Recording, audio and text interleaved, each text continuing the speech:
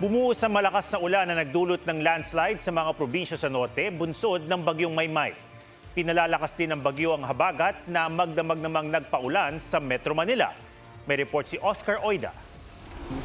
Ito na po ang sitwasyon ngayon dito sa... Nilamon na lang baha ang tulay na ito sa barangay Sagana sa Laur, Nueva Ecija. Nawas out na po sa lakas po ng tubig na nanggagaling sa bundok. Ang nagsisilbing detour road doon, sinira muna para hindi magbara ang tubig sa sapa. Nalubog naman ang isang maisan sa bayan ng Bungabon. Damag lang po yan. Inilikas din ang mga alagang kalabaw.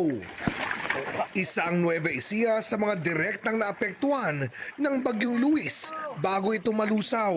Gusto makanisa pa sa likod namin, no? Kahit ilang lugar sa Cabanatuan City, di nakaligtas sa baha.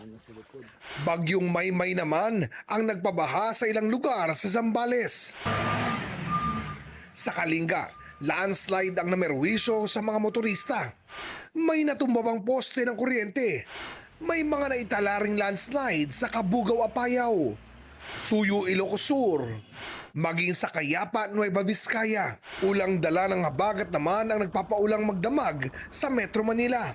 Halos mag-zero visibility kaninang madaling araw sa ilang bahagi ng EDSA. At may mga gutter deep ding baha. Ayon sa Pag-asa, asahan hanggang Lunes ang ulan sa Metro Manila. At the earliest, parang Monday, meron pa rin pong habagat, and then Tuesday, medyo mag-i-improve na yung weather as long as wala tayong nakikitang panibagong disturbance. Oscar Oida, GMA News.